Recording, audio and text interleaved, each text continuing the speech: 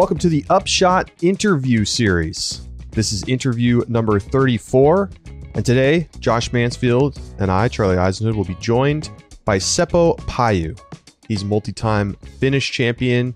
He won the European Championships in 2014 and was a pioneering European professional disc golfer. One of the first to really come over to the U.S. and compete at a high level and become an actual full-time professional player out of Europe. And he announced this week, Josh, that he's retiring from professional disc golf. And so we thought it'd be a great time to have him on to talk about his career, his decision to step away from the pro game, what he's doing over in Europe, and more. I think this is such an interesting interview because we don't see... This is very common in other professional sports. We see, especially even in individual sports, where the individual player will make this retirement announcement and really step away from the tour. It doesn't feel like that's something that happens in disc golf right now, because even touring players who are well beyond their prime are still good enough to at least register for the pro tour. They may not be competitive. They may be missing cash regularly, but based on the registration standards, they still are good enough to get that registration. So you have people who play themselves into just obscurity because we don't see them playing anymore at a high enough level to be competitive, but they're names that we still watch and know, and just because they're people who have long, storied careers and incredible accomplishments before. So it's very unique to see someone come out and say, I am retiring from professional disc golf, especially at Seppo's age. That's the other part, is he is still in his 20s. I mean, he's a young guy and definitely could be playing, but it's a great interview. Really interesting to hear some of the reasons why that kind of explain this what I would almost call a historic decision. I mean, he won on the Prodigy Disc Pro Tour this year at the Turku Open. Mm-hmm. And so, he's got it in the tank, but it's, as he'll describe, it's just been, the grind has been too much. And so we'll get into that with him. We'll also talk about how things are going for Prodigy. He works for Prodigy over in Europe, and just about the European scene and the changes there. It's really just a fascinating interview, and we can't wait for you to hear it. So coming up next, Seppo Paju with us right here on the Upshot Interview Series.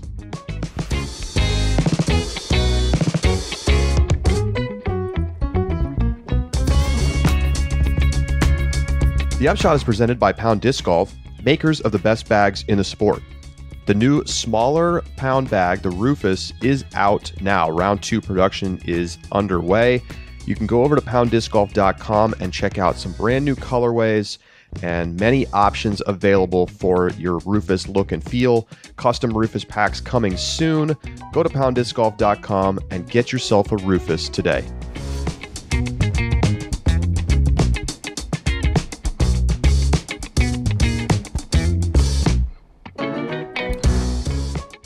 Joining us now on the Upshot Interview Series is Seppo Paju. Seppo is a multi-time Finnish champion and consensus best Finnish player in disc golf history. So, Seppo, welcome to the program. So the impetus for having you on is video that you put out this week, where you announced that effectively you're retiring from professional disc golf. It's over on your YouTube channel if anybody wants to go take a look at that. I guess my first question is, how long has it been for you to come to this decision? It seemed like there were a couple years in the last couple where you were playing a little bit less, not competing in the United States as much, and so now you're saying, I'm done. So, what got you to this point? Well, I have many different reasons why I am in this point right now. But the main one probably would be, as I've been telling in my Instagram post, for example, that competing just got extremely stressful for me. And, it is, as everybody knows these days, it's extremely competitive, not only in the US, but also in Europe.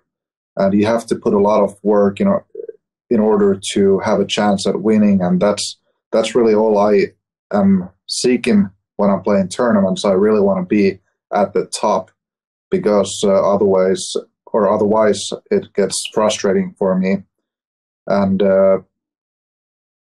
how I got to that point where I wasn't able to be on the top as much was through shoulder injury that is not allowing me to practice very much. And it's not bad. I wouldn't say I have really had to play in pain at all, but it's not allowing me to have lots of practice hours, and that makes it hard for me to be at the top. And when I'm not at the top, I'm not enjoying the game as much, and especially when I'm having to play a tournament, it is difficult to enjoy it when you're not at where you want to be. You would then rather focus on playing for fun, which for the last year or so has been what I have enjoyed more anyways. I think your announcement is pretty unique in the disc golf world, because right now a lot of players will play themselves just into out of relevance, I guess is the best way to put it. And I don't think that's the case for you. I mean, you have a win this year in Europe, winning the Turku Open, have a couple of really good finishes and strong finishes. So what, in terms of that decision then, is your decision I'm no longer playing in competitive professional events, or is this I'm not even playing in C tiers, I'm just talking casual rounds with my friends? Yes, it is the second one. So I'm not looking to play any tournaments, at least for now. Okay. I am not saying that I couldn't do it at some point in my life, and I might, but that's not how I feel right now. So I was thinking about at first maybe saying that I'm taking a year off, but then I thought that I might just add too much pressure on myself, that I'll just have a year off, then I have to be back. I rather decided that I'll take as many years off as I feel like. And then if I feel like it, I'll play tournaments. And I think at some point in my life, I'm only 28, so I think I'll play a tournament or two on some level. But for now, I'm not looking to play any tournaments of any kind other than maybe some fun tournaments. So there's one invitational, not PDJ sanctioned tournament in Finland that I'll probably play next year. Now, you've long been involved in other elements of disc golf, not just a touring professional player. I mean, you've been involved with Prodigy for a long time at this point, and I have to imagine that that's also taken up some of the time that you might otherwise spend, whether that's practicing, playing in events, etc. Did that have a role here, that you need to focus more, or that you just simply were focusing more on other aspects of your disc golf life? Well, last winter, I made the decision that I'm not going to play only anymore, that we decided that I'll work 60% hours for Prodigy, which before it was even less. It was, a little bit here and there for Prodigy, but other than like regular work, it was promoted through my game and videos and all that. But now I've been working almost full time for the whole year, and for the last couple months, full time for Prodigy. And it definitely played a role because of the things that I've been getting to work with have been really enjoyable for me. And we are, me and my people here at Prodigy Europe, we take care of Europe's business, and we are doing very good. And that motivates me to be more involved in that business. So that definitely did play a role. But what comes to time, for the last 15 years, I have been focusing only on disc golf schedule, and all of my time has been given to that. And for example, this spring, I wanted to go to my summer cottage with my friends, and I was like, let's go. And I looked at my schedule, and for the next 14 weeks, I was playing tournaments or doing something else, disc golf tournament related stuff. And I was like, this is not what I'm enjoying right now. I was really wanting to go to the cottage and spend time with my friends. And so it's many things that are part of this. One is just spending time with friends and my partner and dog and family. One is the injury. One is the just wanting to enjoy the game and play casual rounds. And one is Prodigy and doing work. What work do you do? What is your role exactly with Prodigy? Well, as you and many other people know, that I've been pretty strong on the video side of things. I've been doing vlogs for many years, and that kind of naturally has brought me to be on the video side and marketing side of Prodigy. And my job mainly is here in Europe, but I have recently done a little things for US market as well, which I'll be moving on to more in the future. But I do marketing material, blogs, reviews, ads, and that kind of stuff. But I also do a bunch of things. I could be doing course designing. I could, everything really, but mainly videos. The perks of a growing industry mean that you wear many hats. Yes. So are you intending then to continue to be involved a lot in disc golf and a professional side of things moving forward, or do you expect that you may end up, getting out of the industry entirely? No, I am very, very focused on disc golf, and I am really excited for my future because I really do want to be part of the professional side of disc golf, not as a player, but as a promoter of it. And you guys might have heard about the European Pro Tour and the Prodigy Disc Pro Tour that are two of the biggest tours in Europe. And we are very strongly involved in those. And we are looking to improve them and grow them, and in that way grow the professional side of disc golf in Europe. And in every aspect, really, I'm looking to be a big part of disc golf. Well, I want to ask you about European disc golf in general. In many ways, it feels like you're a pioneer for players to follow the model of really going as a pro and playing as a career option, as opposed to just something that you do on the side. And obviously, we know how much explosive growth there's been in Finland in particular, but really across Europe. So from your perspective, you've been competing in tournaments there for over a decade. How have you seen the European disc golf scene change? And I guess you kind of have this nice spot where you sit, where you've been both a competitor and on the business side to see, what sales look like. So how have things changed since the early to mid 2000s? Well, I started disc golf in 2006. I did know about frisbee sports way before, since my dad's been playing from the 70s.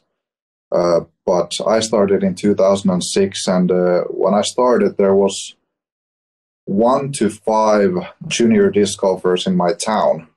And now if you go to the course at any time of the day, it could be almost at midnight in the summer, and you could find more disc golfers, junior disc golfers on any course. And we have, within like 10-mile radius, we have probably 20 courses. And it's just so different. We have so many juniors, which, by the way, is the biggest difference between US and European or Finnish disc golf. I would say we have 30 to 40% of our players right now are under 18 years old. And it really is amazing to see almost most of the disc golfers being juniors. But I would say overall, the growth in disc golf has been, especially on the professional side, it's been similar to how it's been in the US, but obviously on just a little bit smaller scale.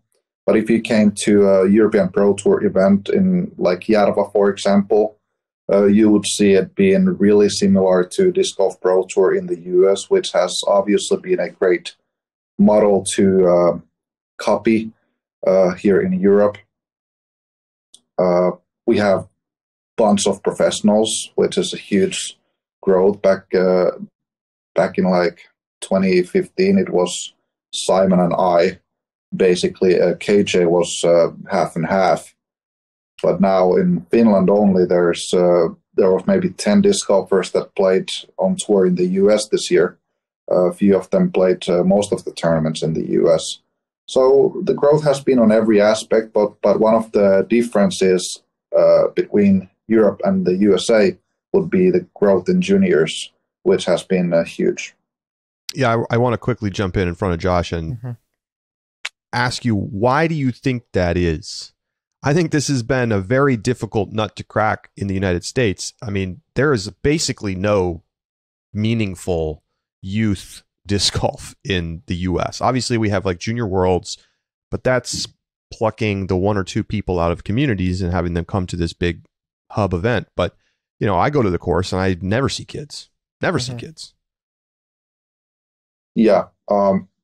In Finland, it happened during the pandemic when none of the kids that play ice hockey or soccer or floorball or any of the big team sports, they were not able to get in the arena and practice. So they had to do something else.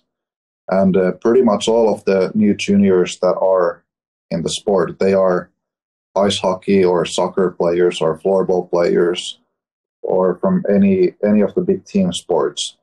And at the same time as that was happening, there was a couple very important people on YouTube that made videos in Finnish. Myself and Väinö Mäkelä and Niko Rättyä. And all of us made a video every week, sometimes 2 videos a week.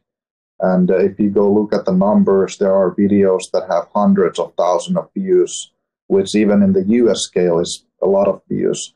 And you can just imagine that happening in Finland. That's like it was happening in Maine or something like that. So you can just imagine when you put that in such a small area, it explodes.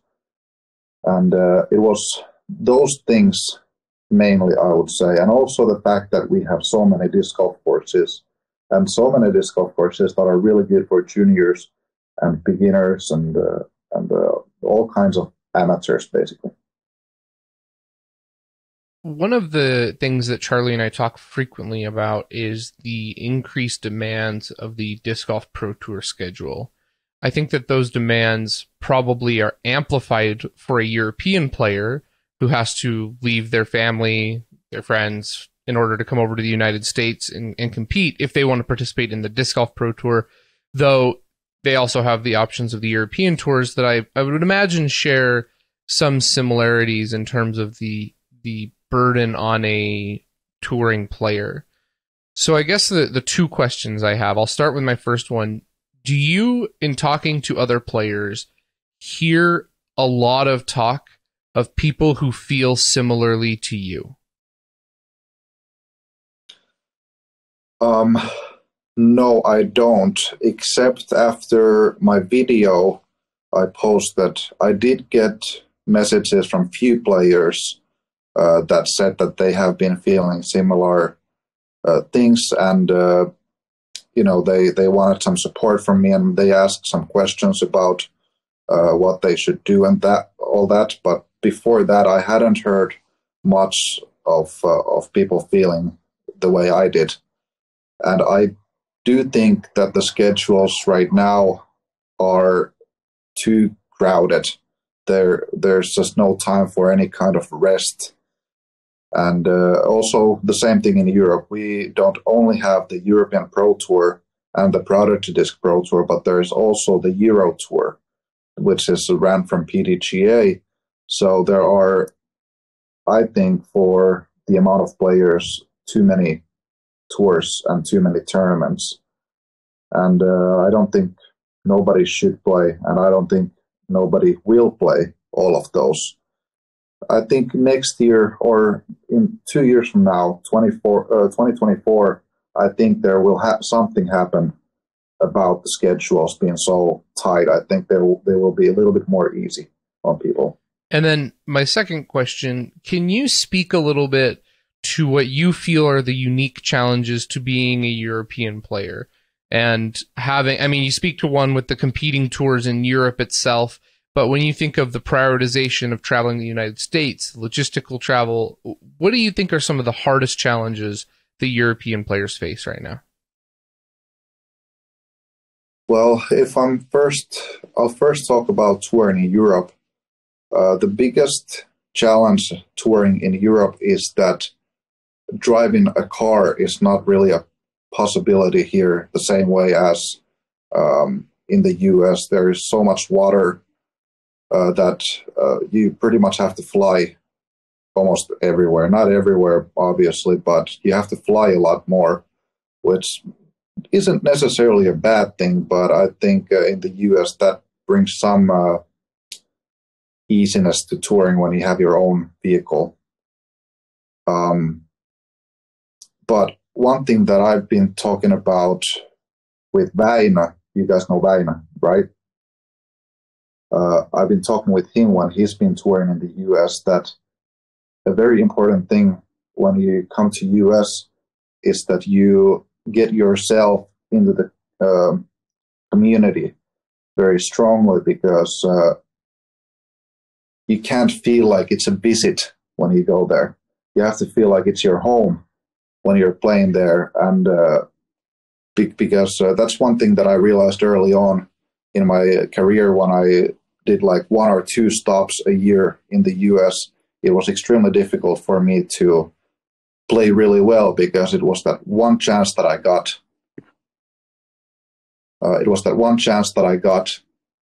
And it felt like a visit, and that I can't fail that one time that I'm there.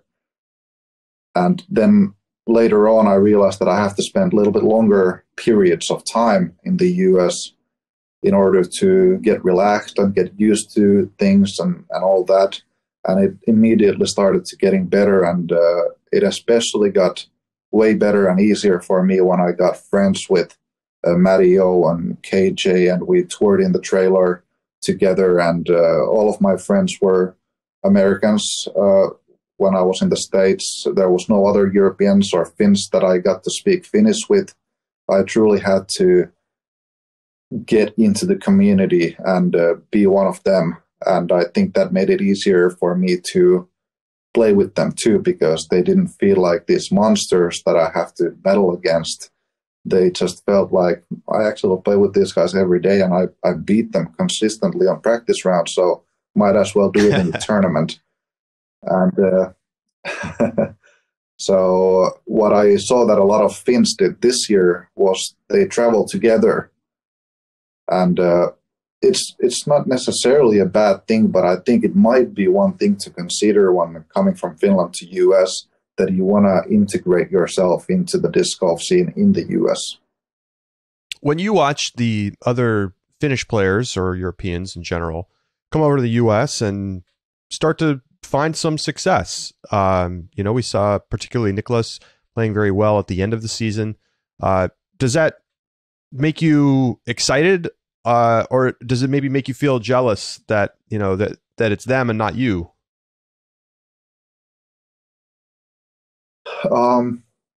It has given me some feelings of jealousy, but I feel like I am over that phase, especially right now. I think next year I'll feel a little bit less of that even. I wouldn't say I was very jealous. I was mainly happy, but you know how it is in a competitive mindset.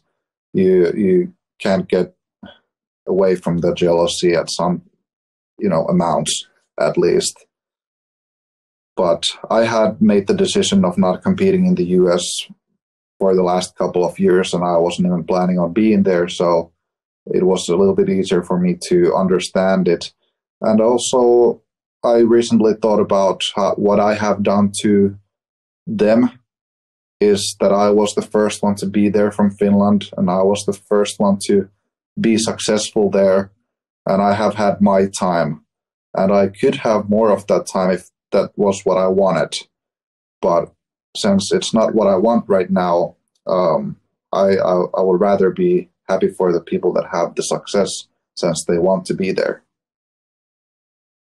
When you look at young European players right now, who do you see as being as having the highest ceiling?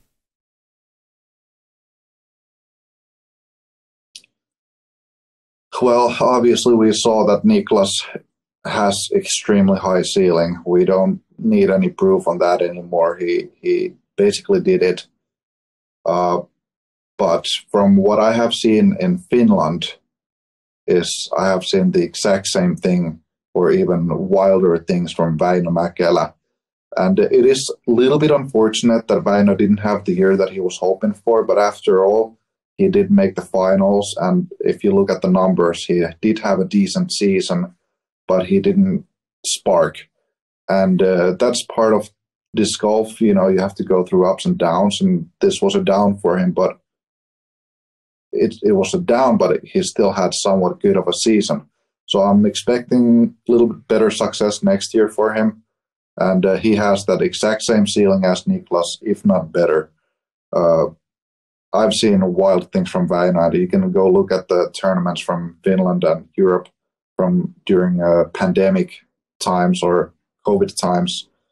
And he was making it from everywhere. And he was the most accurate player probably in the world for the last 2 years. So him, and also Lauri Lehtinen, who was injured, unfortunately. But he did get like third in, I think, some tournament in Texas. It was a Disc Golf Pro Tour.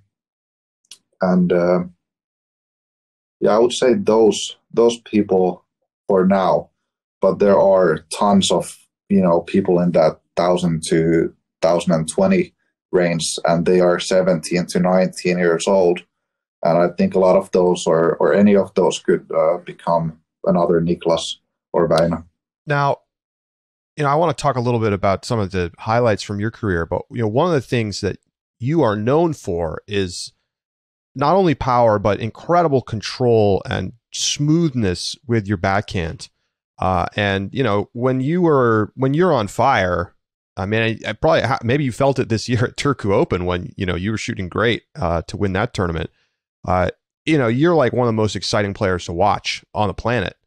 Have you thought about maybe trying to teach throwing skill? Like I don't know that we really have the infrastructure for this yet, but like I can imagine that soon enough in Finland, if it doesn't already exist, there's going to be some kind of learn to throw clinic or like location like we have in the US for baseball, where you go and you work with coaches to improve on your your ability to throw the disc. Would you ever want to do something like that and try to teach others?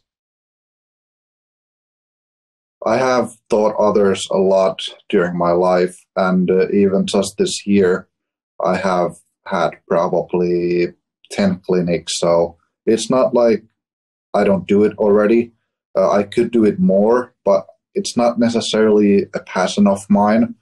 Last year, actually, I made a video, Learn Disc Golf, it was called, and we sold a lot of those. It was like a video package that you could buy online, and then when you buy it, then you have it forever. And we can't have it on our online shop for technical difficulties right now, but it was extremely successful, and it got really good feedback. So I have done it, and I probably will do it more in some form, maybe a video form, so I can spread it out widely a little bit easier. But if there ever comes like a training facility, the way that you were talking about the baseball thing, I probably will be involved in it in one way or another. Love that. So what when you look back on your pro career, what are some of the moments that stand out to you as the real highlights? Well, winning European Championships over Simon is, of course, a big thing, because Simon had been in the US for a couple of years, and he just right before the European Championships, he had been like, I think he actually won the GBO or another tournament right before that. He did very good, and everybody thought it was obvious that Simon was going to win. And that's how it looked like throughout the whole tournament. He was leading all the time and had a 3-stroke lead over me going into the final round. But I caught him after 9 holes and ended up winning him by 1. So that has to be one of them. Both of my Finnish championships, the first one was I was the youngest to ever win it, and the second one was after a 6-year break of winning it. And in the US, I would say it was that little stretch of 2 tournaments. It was Portland Open and Beaver State Fling. They were back-to-back weekends, and I got third in Portland. I was 1 stroke off the sudden death to Eagle and Drew. And a week after in Beaver State, I got second, and I was 1 stroke off the sudden death with Eagle.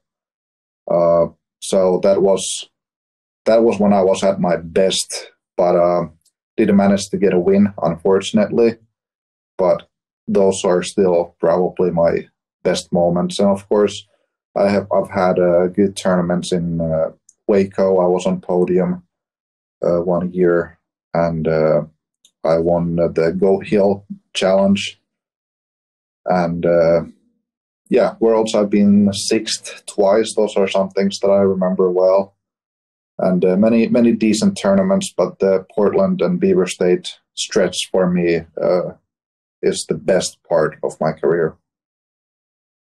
If you had to pick one course, both in the US and in Europe, that you think are your favorite courses or the best courses on tour, any European tour, past or present, which one would you pick? Which ones, I guess? Okay, that's a good question. Well, I'm going to have to say Järva from European Pro Tour, just because, obviously it's been #1 course in the world for many years, and it finally returned this year for the European Pro Tour, and we got a big tournament there, and next year will be the same. It's going to be right after the European Open, by the way, for all of you American touring pros. If you want to play the #1 course in Europe, it's a European Pro Tour right after the European Open in Nokia. So Järva from Europe, and in the US it's going to be Smuggler's Notch. I can't decide which course. It will be the venue. You don't need to pick a course. We know that both of them together are the best venue in the world. Exactly. Yeah.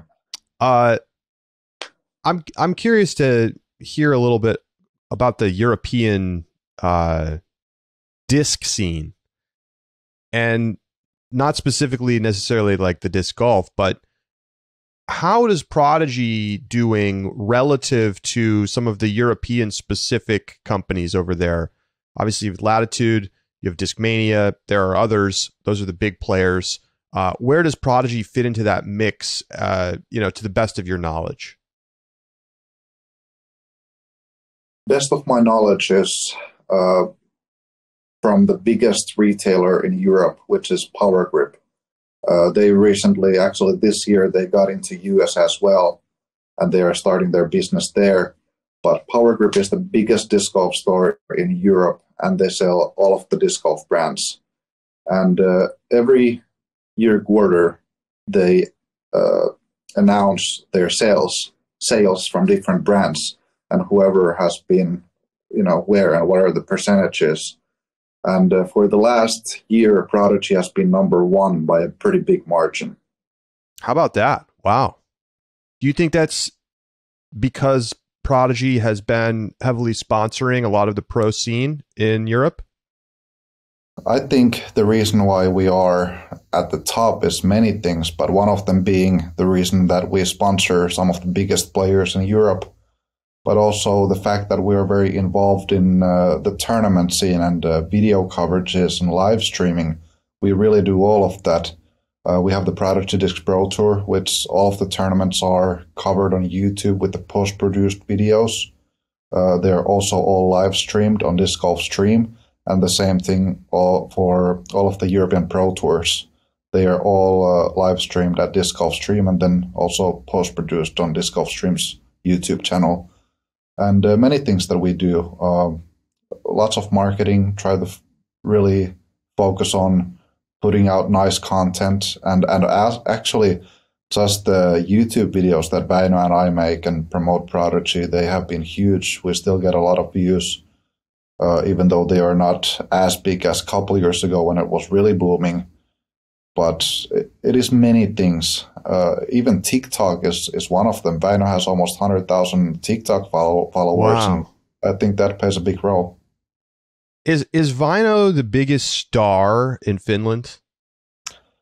He is the biggest star right now. Definitely the most well-known. And whenever there's, disc golf on television or news or radio, Väinö is the one that they want in there. Fascinating. I have to say, I never would have guessed this. I would have assumed that Latitude was number one because I just feel like their presence is large. Thinking of it from the state side, you can go on Power Grip's website and go to the blog posts or go to their Instagram, and they'll show you the numbers. And compared to what we do in Europe, Latitude doesn't do very much. At least that's how it seems like to us. They are not very involved in the tournament scene. They have one or two big tournaments that they are involved with. And I think that is, they know that decision. They have decided that they're going to put more effort into American markets. And that does play a little bit of a marketing role in Europe as well. If you're really big in the US, it also is good for European market. But we have seen that promoting specifically for European market is also very important, and it has really worked for us at least.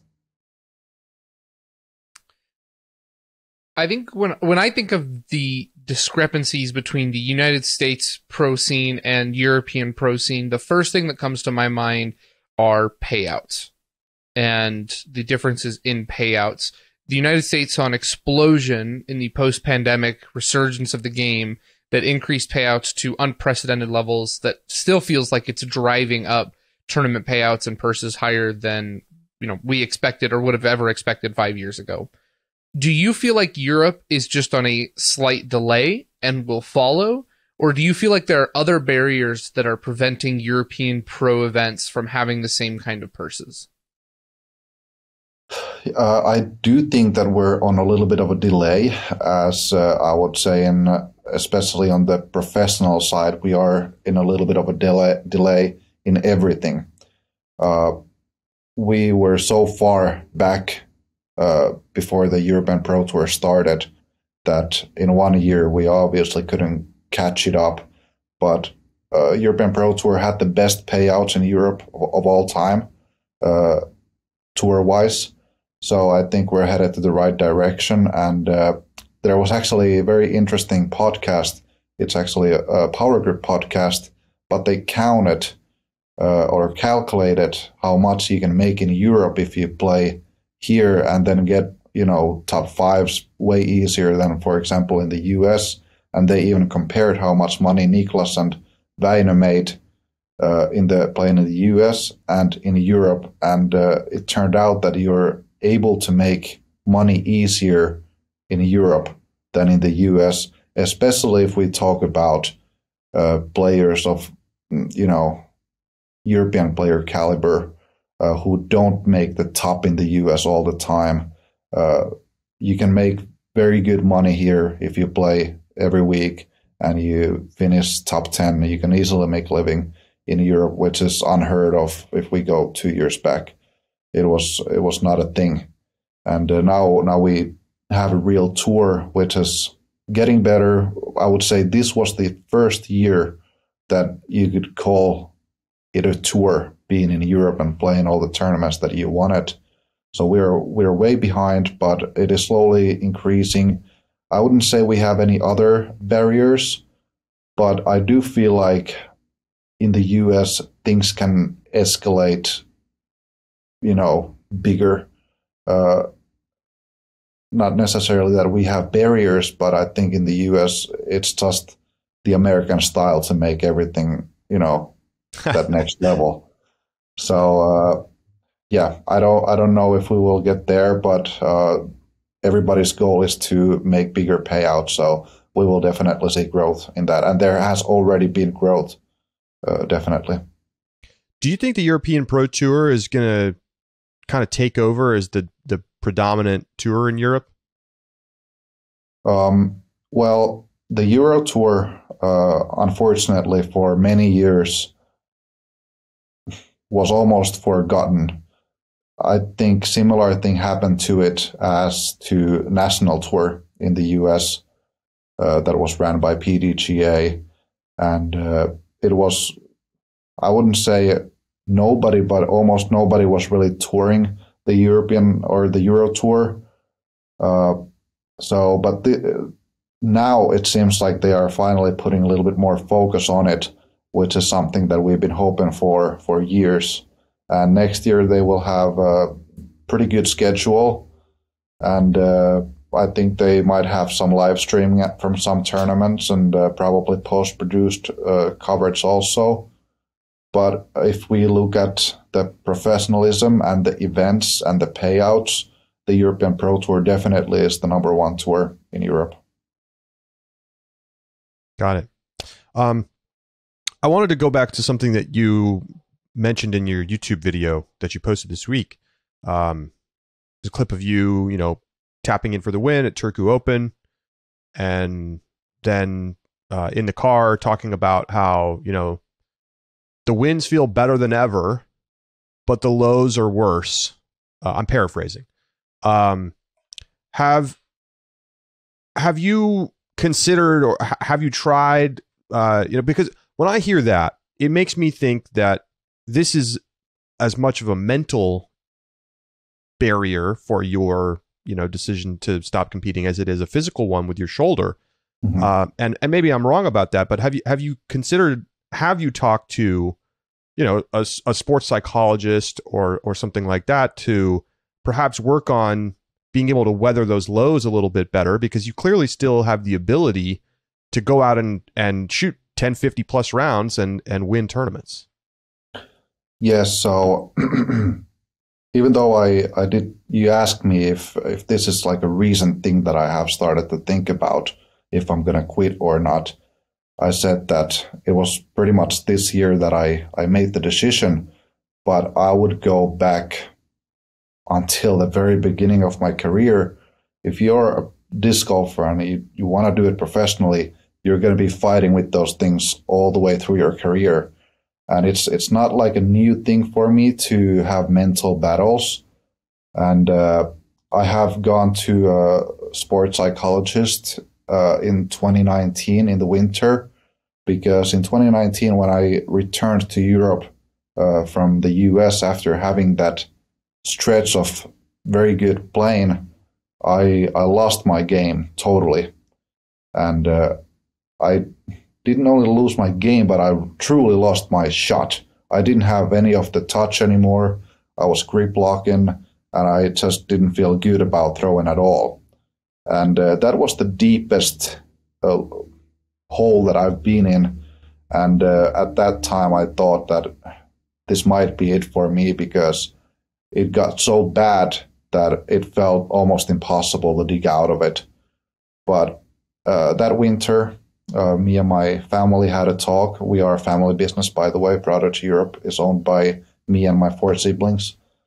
So we talked, and I decided that I do want to give it a try, even though it did feel awful. Even just the thought of having to work through it felt very stressful and very hard. But I decided to try it out, and I did get through it, more or less. I didn't get out of it perfectly, ever, really. Since then I have had decent tournaments and my rating has been in a decent level, but I never got back to where I was. And it is mental, definitely. And when you battle throughout your career with mental things and the holes get deeper and deeper, it just gets more difficult to get out of them. And right now, I am once again in one kind of a hole where I would have to do so much in order to play on that next level, because I don't only want to get to where I can be or where I have been, but I want to actually get better, because I have already achieved everything you can achieve in Europe. So I would have to achieve something in the US that I haven't achieved.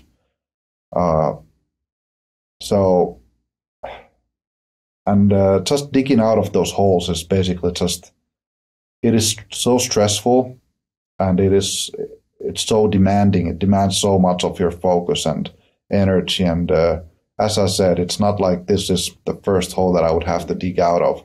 I've been doing it for over a decade.